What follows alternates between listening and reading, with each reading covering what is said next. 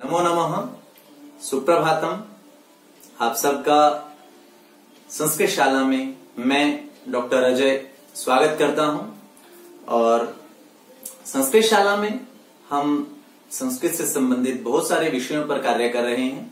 हमारी पिछली वीडियोस में अब तक लगभग हम 14 वीडियोस हम अपलोड कर चुके हैं यूट्यूब पर संस्कृत शाला में।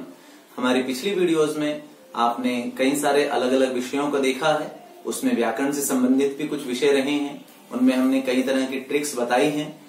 फिर आपने 9वीं, 10वीं व 12वीं कक्षा के पाठ्य पुस्तक के कुछ पाठों को भी उनकी पूर्ण व्याख्या सहित देखा है, उनका लाभ उठाया है और आपका बहुत सारा हमें स्नेह मिला है।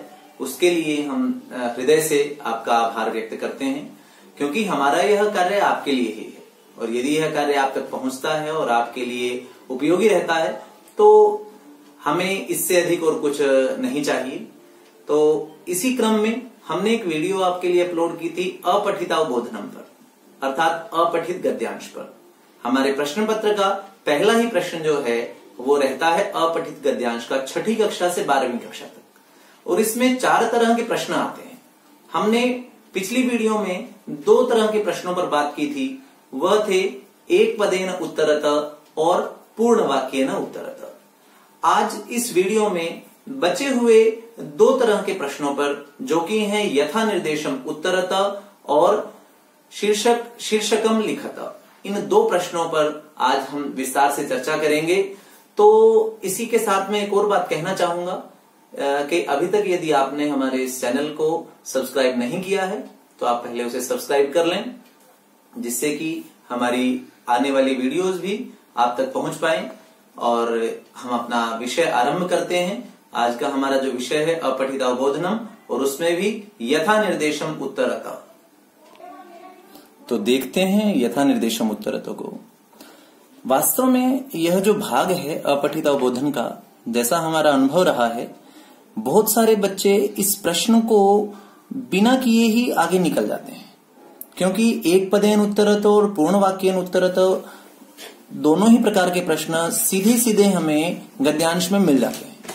लेकिन यथा निर्देशम उत्तरत ये भाग ऐसा है कि यदि यह हमें यहाँ पर प्रश्न को समझना बहुत आवश्यक है। यदि हमारे प्रश्न समझ नहीं आया तो उत्तर हम नहीं दे सकते हैं। और चूंकि ये यथा निर्देशम उत्तरत केवल अपठित अवबोधन का, अपठित गद्यांश का ही भाग नहीं है, बल्कि पठित अवबोधन भी जो हमारे पास में आता है लगभग 15 नंबर का। 9वीं से 12वीं कक्षाओं में 15 नंबर का पठित अवबोधन भी आता है। उसमें भी यथा निर्देशम उत्तरत एक अनिवार्य हिस्सा रहता है।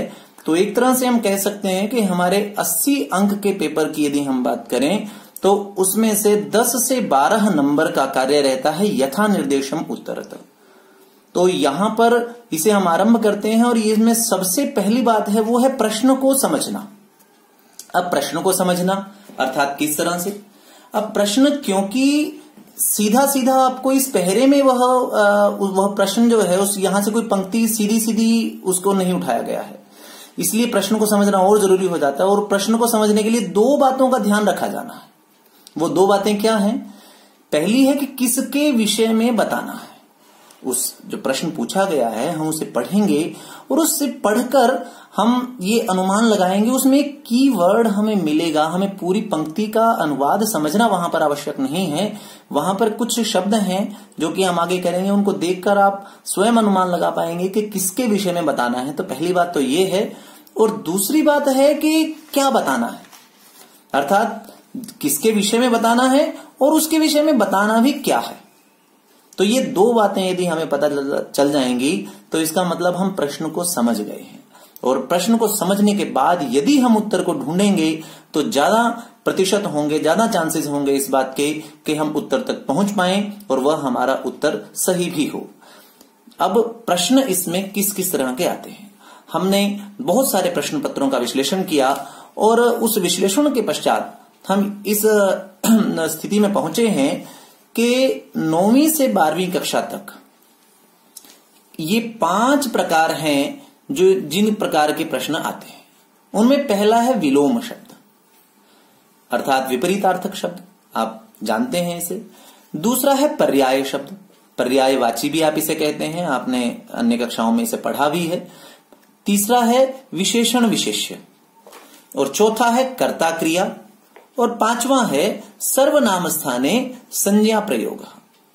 अब हम इन पांचों ही प्रकार के प्रश्नों को, चूंकि बताने मात्र से कार्य नहीं बनेगा, तो हमें यहां पर इन प्रश्नों को विस्तार से समझना होगा और इनका अभ्यास करना होगा। तो हम आगे के भाग में यही कार्य करने जा रहे हैं। तो हमारा पहला जो प्रश्न है वो है विलोम पदम। अब विलोम पदम अर्थात विलोम पद को ही हम विपर्यय भी कह सकते हैं, इस प्रकार भी आपके पास आ सकता है। और विपर्यय या विपरीतार्थकम, तो या विलोम पद आ जाए, चाहे विपर्यय आ जाए या विपरीतार्थकम आ जाए, एक ही बात है। जैसे यथा धर्मः अधर्मः, हर्षः, हर्ष का विलोम होगा विषादः। तो अब प्रश्न से अभ्यास हम करते हैं। ये पहला, ये गद्यांश वही गद्यांश है जो आपने पिछली वीडियो में भी इसको आपने देखा था, और जो विद्यार्थी, जो छात्र पिछली वीडियो को अभी तक नहीं देख पाए हैं, उनके लिए मैं एक बार शीघ्रता पूर्वक इस पहरे को एक बार पढ़ देता हूं, जिससे आपको ये ध्यान रहे। तो वो इसके लिए वो इसे सब्सक्राइब करके भी हमारे चैनल को, पिछली वीडियो को भी देख सकते हैं। मैं शीघ्रता पूर्वक इसे एक बार पढ़ देता हूं। विधात्रा निर्मिता इयं सृष्टि अतीव सौंदर्यमयी, प्रकृतेः शोभा वस्तुतः अतीव आह्लादकारी, परम निरंतरम विकासशीलैः मानवैः विकासेन सह प्रदूषणम अपि वर्धितम, येनास्माकमेव स्वास्थ्य हानिः भवति। वायु प्रदूषणम, ध्वनि प्रदूषणम, जल प्रदूषणम, एतत् त्रिविधम प्रदूषणमेव मुख्यतया सर्वं वातावरणम् आकुलीकरोति। वायु प्रदूषणेन श्वासग्रहणे काठिन्यं वर्धते, एतत् सर्वेषां स्वास्थ्याय हानिकरं सिद्ध्यति। ध्वनि प्रदूषणं मार्गेषु वाहनानां पों पों इति शृंगवादनेन ध्वनि विस्तारक यंत्रैश्चापि भवति, अनेन श्रवणशक्तेः हानिर्भवति। प्रदूषित जलोपयोगः तु सर्वेषां व्याधीनां मूलभूतमेव, तस्मादस्माकं सर्वेषामेव कर्तव्यमिदं यदत्र तत्र सर्वत्र अवकररहितस्य वातावरणस्य निर्माणं वयं कुर्याम, येन वायु प्रदूषणम् अस्माकं स्वास्थ्यं नाशयितुं सक्षमं न भवेत्। तथैव ध्वनि प्रदूषणं जल प्रदूषणं चापि रोद्धुं वयं सर्वे मिलित्वैव प्रयासं कृत्वा सर्वे भवन्तु सुखिनः सर्वे सन्तु निरामयाः इति भावनां बलं प्राप्नुयाम। तो यह गद्यांश आपके सम्मुख है, एवं इतः यह प्रश्नः अस्ति। तं प्रश्नमहं एकवारं पठामि। प्रश्नः अस्ति, क्षीयते इत्यस्य पदस्य विपरीतार्थकं पदम् अनुच्छेदात् चित्वा लिखत। पुनः पठामि। क्षीयते इत्यस्य पदस्य विपरीतार्थकं पदम् अनुच्छेदात् चित्वा लिखत। अब यहां पर मैंने आपको बताया था कि प्रश्न को समझना। अब प्रश्न को समझने के लिए दो बातें बताई गई थी, क्या याद है आपको? पहली बात थी कि किसके विषय में बताना है, और दूसरी बात थी कि जिसके विषय में हम बताना है उसके बारे में हमें क्या बताना है। तो पहली बात का उत्तर आपको मिल गया है क्या? जी, यह प्रश्न थोड़ा आसान है। किसके विषय में बताना है ये जानने के लिए हमें अधिक मेहनत नहीं करनी पड़ेगी। जो शब्द इन उद्धरण चिन्हों के अंदर लिखा हुआ होगा, इन्वर्टेड कोमास, यथा निर्देशन में आप ये पाएंगे कि जब भी प्रश्न पूछा जाएगा तो कोई शब्द अवश्य आपको इन्वर्टेड कोमा के अंदर, उद्धरण चिन्ह के अंदर लिखा होगा। आपको उसी शब्द के विषय में बताना है। तो पहली बात का उत्तर आपको मिल गया। अब दूसरी बात है, दूसरी बात यह है कि क्या बताना है। अब आप इस पूरी पंक्ति को एक बार या दो बार पढ़ेंगे तो इसमें आपको एक कीवर्ड दिखाई देगा जो आपको ये बताएगा कि आपको इस शब्द के बारे में, इस शब्द का क्या बताना है। तो क्या आपने छांट लिया है? जी हां, मुझे लगता है आप छांट चुके होंगे। वो है विपरीतार्थकम पदम। तो हमें क्षीयते के बारे में बताना है, क्षीयते का बताना है। क्या बताना है? विपरीतार्थकम पदम बताना है। तो इस पहरे में इस प्रश्न को समझने के बाद जब हम ढूंढेंगे कि क्षीयते इसका विपरीतार्थक पद क्या है, तो विपरीतार्थक बताने के लिए पहले हमें उस शब्द का ज्ञान होना आवश्यक है। यदि हमें उस शब्द के अर्थ का ज्ञान नहीं होगा तो हम संभवतः अनुमान नहीं लगा पाएंगे। तो क्षीयते का अर्थ जो है वो है नष्ट होता है या कम होता है, घटता है, क्षीयते का अर्थ होता है।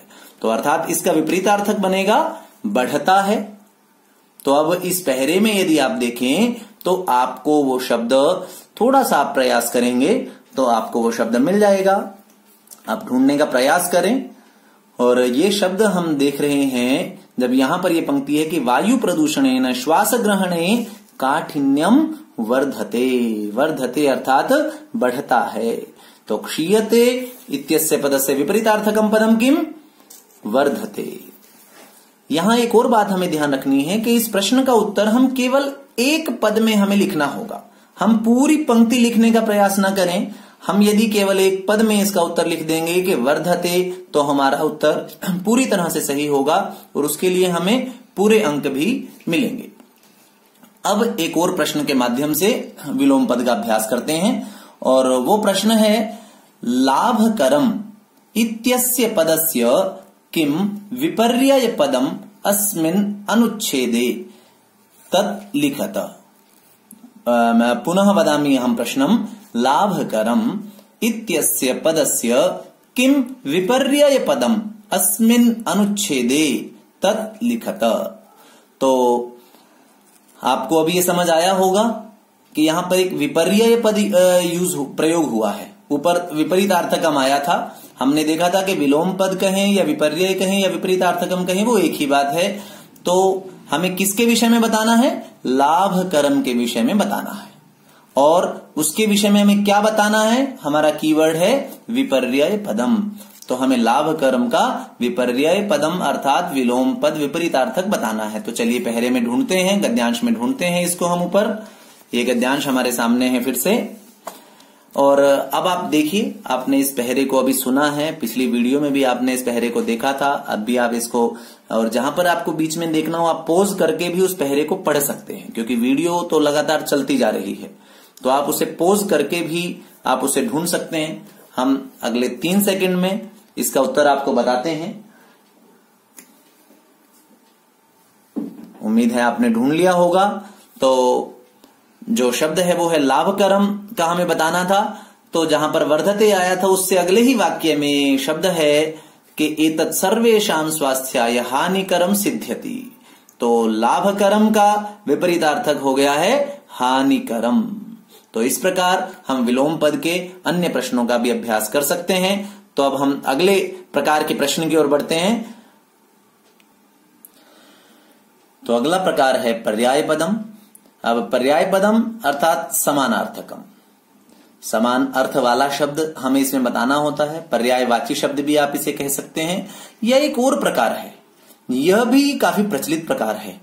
इत्यर्थे, जब वो एक शब्द लिखा जाता है और उसके बाद लिख देते हैं कि इत्यर्थे किम पदम प्रयुक्तम, अर्थात इस अर्थ में कौन सा पद प्रयुक्त हुआ है। वास्तव में यह प्रश्न भी जो है वह पर्यायवाची ही हमसे पूछ रहा है। इस प्रश्न में भी हमसे पर्यायवाची ही पूछा जा रहा है, समानार्थक शब्द ही पूछा जा रहा है। इसलिए जब ये इत्यर्थे आ जाए तो हम उस प्रश्न को देखकर विचलित न हो, तो वह समानार्थक ही हमसे पूछ रहा है। और समानार्थक जैसे यथा सूर्य, सूर्य का समानार्थक है आदित्य, ऐसे ही भास्कर, रवि ही, भानु, बहुत सारे हैं। भूमि ही, भूमि का है धरिणी, धरित्री। और एक और बात जो मैं आपको यहां बताना चाहूंगा कि इन प्रश्नों के उत्तर हो सकता है कि आपको सूर्य का आपको कोई और पर्यायवाची भी आ जाए, लेकिन आपको देखना होगा कि सूर्य का कौन सा पर्यायवाची उन्होंने पहरे में आपसे पहरे में दिया गया है। आप पहरे से बाहर, गद्यांश से बाहर आप प्रश्न का उत्तर नहीं दे सकते हैं। अपने स्मरण के आधार पर नहीं, आपको गद्यांश पढ़ना है, गद्यांश में से ढूंढना है। यथा निर्देशम के अंतर्गत पूछे गए सभी प्रश्नों के उत्तर आपने इस गद्यांश में से, उस गद्यांश में से देने हैं जिसमें से आप बता रहे हैं। तो अब पर्याय पद के कुछ प्रश्नों का अभ्यास करते हैं। जैसे सततम इत्यर्थे अनुच्छेदे किम पदम प्रयुक्तम। पुनः पृच्छामि। सततम इत्यर्थे अनुच्छेदे किम पदम प्रयुक्तम। अब आपने अनुमान लगा लिया होगा कि यहां पर किसके विषय में पूछा जा रहा है। तो वो तो आसान सा काम है, जो उद्धरण चिन्ह के अंदर है वो है सततम। तो सततम के विषय में बताना है, और क्या बताना है। तो एक कीवर्ड यहां पर आ गया है, वो है इत्यर्थे। इत्यर्थे इस अर्थ में, अनुच्छेद में कौन सा पद प्रयुक्त हुआ है, अर्थात सततम के अर्थ वाला शब्द, सततम के जैसे अर्थ वाला शब्द, अर्थात उसका समानार्थक या उसका पर्यायवाची पर्याय पद।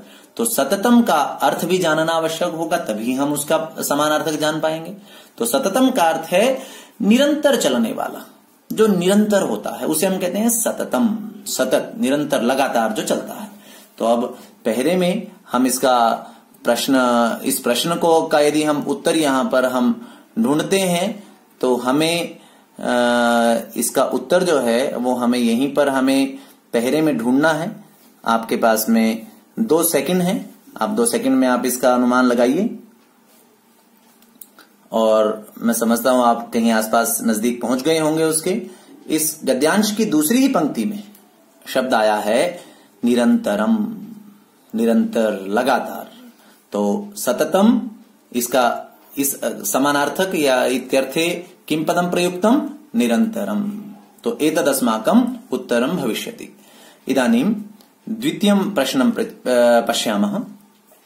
रोगाणाम् इति पदस्य पर्यायपदम् अनुच्छेदात् चित्वा लिखत। पुनः वदामि। रोगाणाम् इति पदस्य पर्यायपदम् अनुच्छेदात् चित्वा लिखत। तो यहां पर किसके विषय में बताना है? रोगाणाम, इसके विषय में बताना है। और क्या बताना है इसका? पर्यायपद। जी हाँ, पर्यायपदम अनुच्छेदात् चित्वा लिखत। देखिए साफ साफ ये निर्देश है कि अनुच्छेद से ही चुनकर आपने लिखना है। तो रोगाणाम, अब आप इसका पर्याय आप देखें, यहां पर छांटें। आप पोज करके भी बीच में आप छांट सकते हैं। और इसका उत्तर है इस गद्यांश के इस ऊपर वाले भाग में, और इसमें जो अंतिम पंक्ति में है कि प्रदूषित जलोपयोग हेतु सर्वेषां व्याधीनाम मूलभूतमेव। तो यहां वो शब्द आ गया है कि व्याधीनाम, व्याधि अर्थात रोग, क्योंकि यहां भी षष्ठी विभक्ति है रोगाणाम, यहां भी व्याधीनाम। तो व्याधीनाम इसका पर्याय पद हो जाता है। तो इस प्रकार हम पर्याय पद से संबंधित प्रश्नों का और भी अधिक अभ्यास करेंगे तो निश्चित रूप से हमें यह प्रश्न समझ में आता है। तो अब अग्रिम प्रकार है तीसरा प्रश्न, विशेषण विशेष्यम। अब विशेषण विशेष्यम का प्रश्न भी काफी महत्वपूर्ण है। विशेषण अर्थात जो विशेषता बताए, और विशेष्य जिसकी विशेषता बताई जाए। जैसे सुंदरम चित्रम, सुंदरम व्यजनम, ऐसे ही नव बालकाहा। यहां पर नव जो है वह विशेषण है क्योंकि वह विशेषता को बता रहा है, और बालकाहा क्योंकि विशेषता किसकी बताई जा रही है? विशेषता बताई जा रही है बालकाहा, बालकों की विशेषता बताई जा रही है, तो वो है विशेष्य। इसी प्रकार उत्तमः छात्रः, नवीनम पुस्तकम। तो यहां पर पुस्तक की विशेषता बताई जा रही है, पुस्तक कैसी है? नवीन। तो विशेषण विशेष्य, यह प्रश्न भी हमारे लिए काफी अहमियत रखता है। और इसकी पहचान के लिए एक और बात हम ध्यान रख सकते हैं कि विशेषण व विशेष्य दोनों ही समान लिंग, समान वचन तथा समान विभक्ति के होते हैं। जो लिंग वचन विभक्ति विशेष्य की है वही लिंग वचन विभक्ति विशेषण की होंगी। जैसे नवीनम पुस्तकम, नवीनानि पुस्तकानि, सुंदरः छात्रः, उत्तमः छात्रः, उत्तमाः छात्राः। अगर हम एक का वचन बदलेंगे तो दूसरे का भी वचन हमें बदलना पड़ेगा। एक लिंग, एक वचन, एक ही विभक्ति होगी। ये भी इनकी पहचान में हमें काफी सहायता करता है जब हमें पहले में से पहचानना होगा।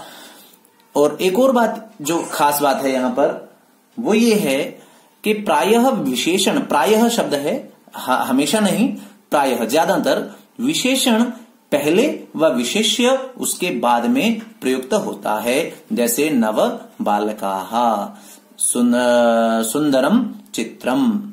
इसी प्रकार से अब हम प्रश्नों में इनका अभ्यास करते हैं, प्रश्नों के माध्यम से करते हैं और ये देखते हैं कि किस किस तरह से इस प्रश्न को पूछा जा सकता है। अब पहला प्रश्न हमारा हम देखते हैं अभी। प्रश्नः अस्ति सौंदर्यमयी सृष्टि अनयोः पदयोः किम विशेष्य पदम। तो वापिस अपनी वही बात ध्यान करते हैं कि हमें किसके विषय में बताना है। हमें ये जो इन्वर्टेड कोमा के अंदर है, उद्धरण चिन्ह के अंदर है, दो शब्द हैं सौंदर्यमयी सृष्टि, इन दोनों के बारे में बताना है और इनके बारे में भी हमें क्या बताना है। अब अनयोः पदयोः किम विशेष्य पदम। अब विशेषण विशेष्य को वो तीन तरह से पूछा जा सकता है, तीनों ही प्रकारों का अभ्यास यहां पर दिया गया है जिसे आप क्रमशः जानेंगे। तो हमें यहां पर विशेष्य बताना है और विशेष्य किन में से, इन दोनों में से। इसका मतलब इस प्रश्न का उत्तर हमें पहरे में ढूंढने नहीं जाना है, गद्यांश में ढूंढने नहीं जाना है, हमें यही इसका उत्तर मिलेगा क्योंकि उत्तर इन दोनों में से ही एक होगा। यदि इतनी बात भी आपको समझ आ जाती है तो आप 50% की तो आपकी प्रोबेबिलिटी प्रायिकता बन जाती है कि आपका उत्तर सही होगा कि या तो ये होगा या ये होगा। अब एक और पहचान आपको बताई थी हमने कि प्रायः विशेषण पहले व विशेष्य बाद में प्रयुक्त होता है, तो उस आधार पर भी आप पूरा 100% सही जा सकते हैं। तो किस विषय में बताया गया है, सौंदर्यमयी सृष्टि। किसके बारे में बता रहे हैं, सृष्टि के बारे में बता रहे हैं कि यह सृष्टि, यह प्रकृति, यह जगत जो है ये कैसा है, ये सृष्टि सौंदर्यमयी है। तो यहां पर सृष्टि के बारे में बताया गया है और जिसके बारे में बताया जाता है, जिसकी विशेषता बताई जाती है वो तो विशेष्य होता है। तो किसकी विशेषता बताई जा रही है, सृष्टि की। तो हम लिख देंगे उत्तर में सृष्टि ही, कि इन दोनों पदों में विशेष्य पद है सृष्टि। तो सौंदर्यमयी हो गया विशेषण। यहीं पर यह भी पूछा जा सकता था कि अनयोः पदयोः किम विशेषण पदम, तो तब हमारा उत्तर हो जाता सौंदर्यमयी। तो अब अगले प्रकार की ओर देखते हैं कि और कैसे पूछ सकते हैं प्रश्न हमसे। सर्वम इत्यस्य पदस्य किम विशेष्यम अत्र प्रयुक्तम। अब अत्र अर्थात अस्मिन अनुच्छेदे, जो अनुच्छेद हमारे पास आया हुआ है उस अनुच्छेद में अब किसके बारे में हमें किसके विषय में बताना है, सर्वम के विषय में, जो इन्वर्टेड कोमा के अंदर। और क्या बताना है उसका, कि सर्वम का किम विशेष्यम। सर इसका मतलब कि सर्वम क्या है, अपने आप में विशेषण है। अब इसका उत्तर हमें उस गद्यांश में ढूंढना पड़ेगा। सर्वम पद जो है सर्वम का विशेष्यम की मस्ती।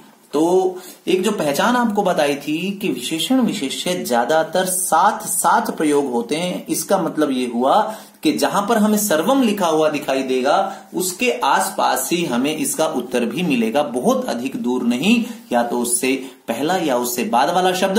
और ये भी आपको बताया है कि पहले विशेषण और बाद में विशेष्य होता है, तो इसका उत्तर संभवतः सर्वम के बाद होगा। सिर्फ आपको इतना करना है कि आपको इस शब्द को इस पहरे में, इस गद्यांश में ढूंढना है। और मुझे लगता है कि आप उस शब्द को सीधा आप देख रहे हैं, साक्षात आप ढूंढ पा रहे हैं, और वो शब्द है यहां पर, ये शब्द है सर्वम। सर्वम वातावरणम, सारा वातावरण। तो वातावरण शब्द विशेष्य है और कितना वातावरण, सर्वम, सारा का सारा वातावरण जो है। तो यहां पर विशेष्य हमने ढूंढ लिया है, वो है वातावरणम। अब हम अगले प्रश्न की ओर बढ़ते हैं। व्याधि नाम इत्यस्य पदस्य विशेषण पदम अनुच्छेदात चित्वा लिखत। अब किसके बारे में बताना है हमें, व्याधि नाम। और व्याधि नाम के विषय में क्या बताना है, व्याधि नाम का विशेषण पदम। मतलब अब व्याधि नाम क्या है, ये विशेष्य है। व्याधि नाम अर्थात ये बीमारियों का, रोगों का। तो इसका विशेषण पद हमें पहरे में ढूंढना होगा, क्योंकि यहां तो केवल एक ही पद दिया गया है। चलिए पहरे में देखते हैं। तो अब हम व्याधि नाम शब्द को ही ढूंढेंगे सबसे पहले। जब भी विशेषण विशेष्य की बात आए और एक शब्द दिया जाए तो उसी शब्द को ढूंढें, उसी के आसपास आपको उत्तर मिलेगा। और पहले विशेषण फिर विशेष्य मिलेगा। तो व्याधि नाम आपको मिल गया होगा, ऐसा मैं अनुमान लगा रहा हूं। जी हाँ, ये आपके सामने रहा व्याधि नाम। और व्याधि नाम चूंकि विशेष्य है तो विशेषण पहले आता है, तो सर्वेशाम इससे पहले लिखा हुआ है। आप इसको केवल इसी परिभाषा पर न जाएं, आप थोड़ा सा चेक भी करके देखें, उनकी विभक्ति भी आप देख लें, थोड़ा सा अर्थ का अनुमान भी आप लगाएं। तो इस तरह से आप करेंगे तो आपका उत्तर सटीक होगा, पूरी तरह से सही होगा। तो सर्वेशाम ही इसका विशेषण है कि सब व्याधियों का, सर्वेशाम व्याधि नाम सर्वेशाम रोगाणाम। तो उत्तर हमारा हो गया है सर्वेशाम। तो हमने विशेषण विशेष्य के लिए 3 प्रश्नों का अभ्यास किया है। तो इसके अतिरिक्त हम और प्रश्न भी देख सकते हैं। तो अब अगले विषय की ओर हम बढ़ते हैं। अब अग्रिम प्रश्न बनता है कर्ता क्रिया चयनम। जैसा आप देख रहे हैं इसमें 2 मुख्य शब्द हैं, कर्ता और क्रिया। तो पहले हम क्रिया को देखते हैं। क्रिया अर्थात कार्य का होना। जिस शब्द से हमें कार्य के होने का पता चले वह क्रिया है। और विशेष रूप से संस्कृत में हम कैसे पहचानेंगे कौन सा शब्द क्रिया शब्द है, क्योंकि सामान्यतः वाक्य में 1 या 2 यही क्रिया शब्द होते हैं। वैसे तो एक ही शब्द होता है, कहीं कहीं संयुक्त वाक्य में 2 क्रिया शब्द भी हो जाते हैं। तो पहचान क्या होगी कि धातु रूप, वह धातु रूप से संबंधित वह शब्द होगा। उसमें कोई धातु रूप का प्रत्यय लगा होगा, तीतः अंति सीथ आमी आवह आमह, या इसी प्रकार का अन्य लकार का कोई होगा। या प्रत्यय से युक्त शब्द जैसे पठितः, पठन, या लिखितः, लिखितवान, इस तरह से प्रत्यय से युक्त वह शब्द होगा। तो क्रिया को हम इस प्रकार पहचान पाएंगे। और अगला शब्द है कर्ता। अब कर्ता कौन होता है? कार्य को, उस क्रिया को करने वाला, जिसने उस क्रिया को किया है या जो उस क्रिया को कर रहा है वह कहलाता है कर्ता। अब कर्ता की भी एक निश्चित पहचान है। कर्ता में या तो प्रथमा विभक्ति होगी या तृतीया विभक्ति होगी।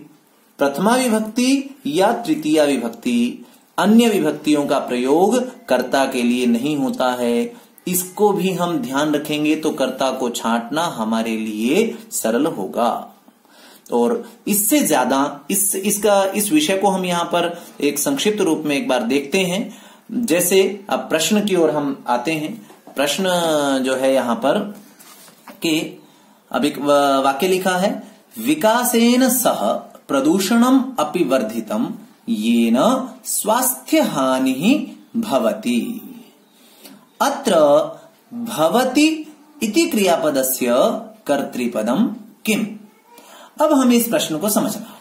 अब यहां जब भी आपसे क्रिया या कर्ता के विषय में पूछा जाएगा तो पहले एक वाक्य आपको यूं लिखा हुआ मिलेगा, या सीधा आपको ऐसा भी कह देंगे भवती, लेकिन भवती उस वाक्य में, उस पहरे में कई हो सकते हैं, तो फिर कई कर्ता बन जाएंगे। इसलिए ज्यादातर ऐसा होगा कि आपको एक वाक्य मिलेगा और उस वाक्य में से आपको क्रियापद छांटकर कर्ता के बारे में आपको पूछेंगे। तो हमें ये इन्वर्टेड कोमा के अंदर यूं तो ये भी है, लेकिन एक बहुत बड़ा वाक्य है, इसमें से भी छांट लिया है कि भवती, तो भवती के विषय में बताना है। और क्या बताना है? कर्तृपदम। क्या बताना है? कर्तृपदम किम, किसका? भवती का। अब इसके लिए क्योंकि ये वाक्य पूरा का पूरा हमारे पास यहां लिखा हुआ है तो हमें गद्यांश की ओर जाने की कोई आवश्यकता नहीं है, इस पहरे में से हम ढूंढेंगे। अब ये कैसे ढूंढेंगे? उसके लिए भवती, भवती अर्थात होता है। अब क्या होता है? तब विकासेन सह प्रदूषणम अपि वर्धितम येन स्वास्थ्य हानि ही भवति। क्या होती है? स्वास्थ्य हानि ही, क्योंकि भवति का अर्थ है होता है या होती है। क्या होती है? स्वास्थ्य हानि ही। तो जब भी आपको कर्ता बताना हो तो स्वयं से आप ये पूछ सकते हैं कि क्या होता है या कौन। क्या और कौन का जो आपको अपने आप से उत्तर मिलेगा, उस वाक्य से उत्तर मिलेगा, ये मानिए कि वही उस क्रिया का कर्ता होगा। तो भवती का कर्ता हो गया यहां पर स्वास्थ्य हानि। अब अग्रिम प्रश्न की ओर चलते हैं। वयम सर्वे मिलित्वा वातावरणस्य निर्माणम कुर्याम अत्र क्रियापदम चिनुत। यहां पर हमें क्रियापद छांटना है। ये भी यहां पर फिर वाक्य लिखा हुआ है और इस वाक्य में हमें क्रियापदम चिनुत, क्रियापद क्योंकि ये केवल यही है इन्वर्टेड कोमा के अंदर, तो इसी के बारे में बताना है। और इसके बारे में क्या बताना है? यहाँ पे हमें क्रियापदम, क्रियापद बताना है। अब ये पहचान बताई थी आपको कि जो जिसमें कोई धातु होगी, धातु से जुड़ा हुआ, धातु से बना हुआ शब्द होगा, धातु रूपों का प्रयोग जिस शब्द में होगा वही शब्द क्रिया के रूप में हमें मिलेगा। तो वो शब्द यहाँ पर हमें दिखाई देता है और वह है कुर्याम। तो कुर्याम इस वाक्य में क्रियापद है। फिर से दोहरा रहा हूं कि वाक्य में क्रियापद अधिकांश एक ही पद होता है और क्रिया का प्रयोग सामान्य रूप से वाक्य के अंत में होता है। इसलिए जब भी आप क्रिया ढूंढें तो आप वाक्य के अंत की ओर पहुंचे जल्दी से जल्दी, तो आपको वहां पर क्रियापद मिलेगा। सामान्य रूप से अंतिम शब्द ही क्रियापद होता है, तो उसकी सहायता से आप क्रिया को ढूंढकर फिर कर्ता को भी ढूंढ सकते हैं। और इससे अधिक आप यदि कर्ता क्रिया के विषय में अन्य भी जानना चाहते हैं, पुरुष आधारित तो या वचन आधारित क्रिया, कर्ता क्रिया का प्रयोग किस प्रकार कर सकते हैं, तो शीघ्र ही हम अनुवाद से संबंधित एक वीडियो अपने इस चैनल संस्कृत शाला पर डालने जा रहे हैं। तो आप उस वीडियो को देख सकते हैं और उसके माध्यम से आप कर्ता क्रिया का और अधिक ज्ञान प्राप्त कर सकते हैं। और अब यथा निर्देशम उत्तरत का अंतिम जो प्रश्न है, अंतिम जो प्रश्न है उसकी ओर हम बढ़ते हैं। अब यथा निर्देशम का अंतिम प्रकार है वो है सर्वनाम स्थाने संज्ञा पद प्रयोग। तो ये भी प्रश्न बहुधा पूछ लिया जाता है। अब यहां पर दो शब्द आए हैं, तो है सर्वनाम और एक है संज्ञा। इन शब्दों से मैं समझता हूं आप पूर्व परिचित हैं, संक्षिप्त में बता रहा हूं फिर भी। संज्ञा अर्थात नाम, किसी का भी नाम हो सकता है, कोई भी नाम, किसी वस्तु का, प्राणी का, स्थान या भाव आदि का नाम। नाम अर्थात संज्ञा अर्थात नाम। और सर्वनाम क्या है? जो नाम के स्थान पर प्रयुक्त हो वह शब्द, अर्थात संज्ञा के स्थान पर प्रयुक्त होने वाला शब्द ही सर्वनाम कहलाता है। अब ये प्रश्न पूछा कैसे जाएगा, क्योंकि हम देखते हैं विशेष रूप से कि जैसा प्रश्न वैसा उत्तर, अर्थात प्रश्न जिस विभक्ति में रहता है उत्तर भी उसी विभक्ति में ही रहता है। अब प्रश्न यहां पर किस प्रकार से पूछा जाता है? प्रश्न पूछा जाएगा कि किसी सर्वनाम शब्द के बारे में, और ये बात कहा जाएगा कि ये सर्वनाम शब्द जो है वह किस संज्ञा पद के लिए प्रयुक्त हुआ है। जैसे बालकः गच्छति, सह पठति। अब यहां पूछ लें हमसे कि यहां पर सह ये पद किस शब्द के लिए, किस नाम के लिए प्रयोग हुआ है। और मैं एक और कहना चाहूंगा आपसे कि अधिक संज्ञा सर्वनाम के आप झमेले में न पड़े तो भी ठीक है। आपसे जिस शब्द के बारे में पूछा जाएगा बस आप ये देखें कि वो शब्द किसके लिए आया है, बस सिर्फ इतना आपने देखना है कि वो सर्वनाम शब्द किसके लिए आया है, तो बस वही आपका उत्तर होगा। और उस उत्तर को आप पूरा कैसे करेंगे, आपको उस उत्तर में जैसा हमने देखा है कि विभक्ति लगानी होती है, तो आप उत्तर भी उसी विभक्ति में लगाएंगे जिस विभक्ति में प्रश्न पूछा जाएगा। और यदि आपको विभक्ति नहीं लगानी आ रही है तो आप उस शब्द के साथ में जोड़ सकते हैं इति पदाय। अगर वो चतुर्थी विभक्ति में है, अगर वो षष्ठी में है, कुछ आपको अनुमान लग रहा है कि उसके पीछे स्या जुड़ा हुआ है, तो आप इति पदस्य ऐसा जोड़कर भी यथा बालक इति पदाय ऐसा भी आप कह सकते हैं। जैसे हमने कहा था बालकः गच्छति सह पठति, तो यहां पर सह इति पदम कस्मै प्रयुक्तम, बालक इति पदाय। अब इस गद्यांश में से प्रश्न का अभ्यास कर लेते हैं। एक प्रश्न देखते हैं।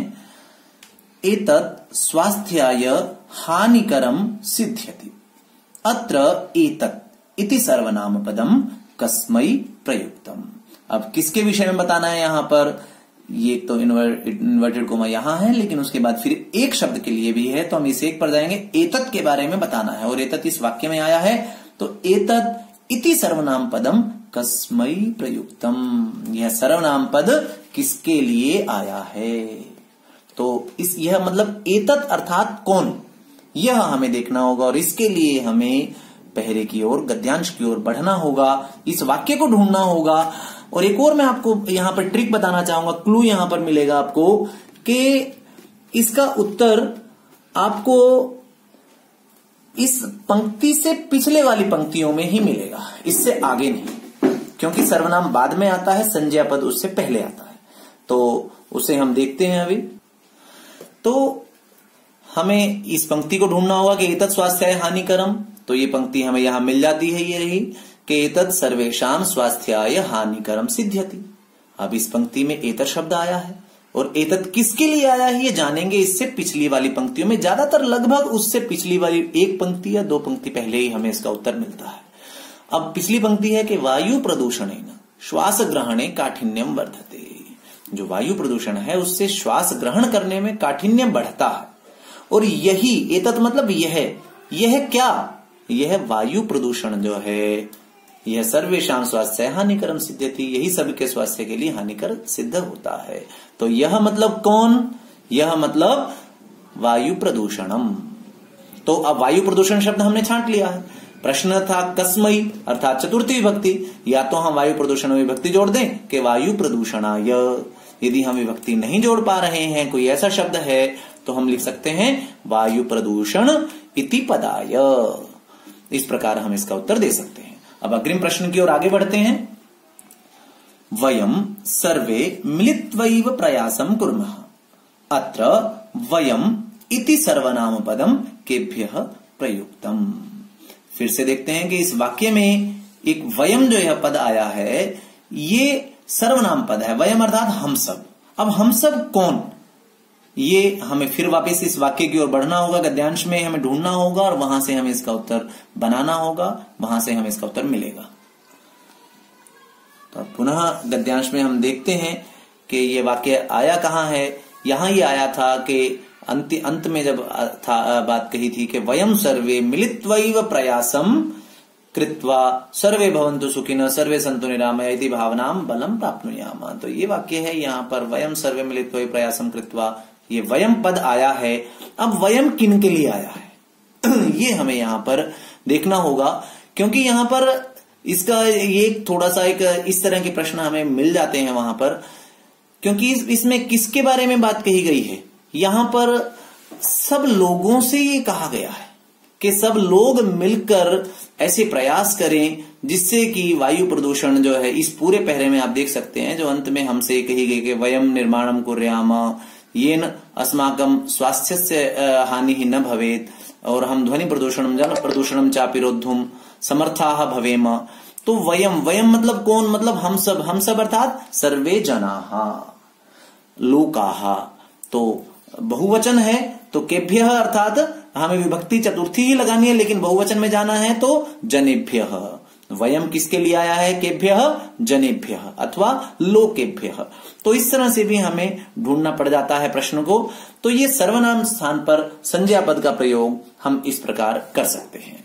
और इसके पश्चात अब जो अंतिम प्रश्न आता है, शीर्षकम लिखत, उस प्रश्न को भी के विषय में एक बार हम देख लेते हैं। और ये देखिए यहाँ पर चौथा और अंतिम प्रकार जो है कि गद्यांशम पठित्वा यथोचितम शीर्षकम लिखत। अब ये 2 अंक का भी आ जाता है प्रश्न कई बार, और 1 अंक के लिए भी ये प्रश्न आ जाता है।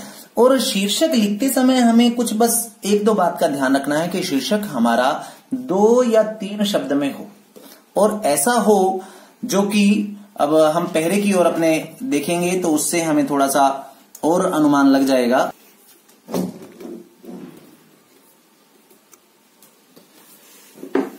ये हमारा गद्यांश है, और शीर्षक बनाते हुए हमने जैसा कहा कि अभी 2 या 3 शब्द हों। आपकी यदि कोई प्रसिद्ध पंक्ति भी आई है, वो 1 शब्द का भी हो सकता है शीर्षक आपका, 2 शब्द भी हो सकते हैं। अधिकाधिक प्रयास करें 3 शब्द से ज्यादा का आपका शीर्षक न हो। यदि कोई ऐसी प्रसिद्ध पंक्ति का प्रयोग हुआ है उस पहरे में जिससे उसका शीर्षक बनता है, आप उसका प्रयोग भी कर सकते हैं। और इसके लिए आपको ये देखना पड़ेगा कि पूरे पहरे में किस विषय में बताया गया है। तो सीधा सा यहां पर लगता है कि प्रदूषण के विषय में बताया गया है, और आप तो शीर्षक जो है वह, और शीर्षक एक गद्यांश के कई शीर्षक हो सकते हैं, 1, 2, 3, 4, 5 शीर्षक हो सकते हैं। तो आप बनाने का प्रयास करें उसे, तो शीर्षक आपका बन जाएगा। जैसे यह शीर्षक यदि हम देखें तो वायु प्रदूषणम अथवा प्रदूषणम प्रदूषणस्य समस्या, ये इसका शीर्षक हो सकता है। या ये भी हो सकता है प्रदूषणस्य समस्या समाधानञ्च, या फिर ये भी हो सकता है प्रदूषणस्य प्रभावाः प्रदूषणस्य दुष्प्रभावाः। तो इस तरह का 1 या 2 शब्दों का या 3 शब्दों का आप कोई शीर्षक बना सकते हैं, जिससे उस पहरे के बारे में पूरी तरह से स्पष्ट हो कि उसमें क्या बताया गया है। तो इसी के साथ हमारा जो यह अपठितावबोधनम का अपठित गद्यांश का जो कार्य था यह पूर्ण होता है। और मैं समझता हूं कि आप इसको सब्सक्राइब कर चुके हैं, और यह वीडियो आपके बहुत काम आने वाली है। आप इसे अपने पास में सुरक्षित रखें, आप बार बार आप इसको देखें, अभी हम आगे कुछ आपको आपकी सहायता के लिए, आपके अभ्यास के लिए कुछ अपठित गद्यांशों के चित्र भी आपको इसमें दे रहे हैं। आप उन चित्रों को घर पर आप उन्हें एक बार हल करके देखें। यदि आपको किसी प्रश्न के में कोई समस्या आती है या आप उनके उत्तरों को भी आप करें और हमें आप YouTube पर ही उनकी फोटो खींचकर आप कमेंट बॉक्स में वहां पर आप उसे शेयर कर सकते हैं। अथवा आपको किसी प्रश्न का उत्तर नहीं न समझ आए तो आप उसका उत्तर भी वहां हमसे पूछ सकते हैं।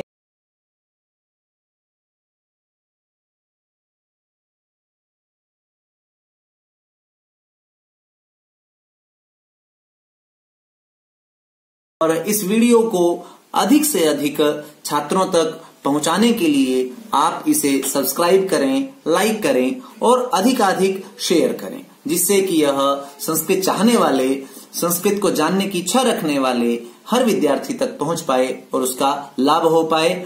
और फिर मिलते हैं अगली वीडियो के साथ। तब तक आप स्वस्थ रहिए, हंसते रहिए, आनंदित रहिए। धन्यवाद।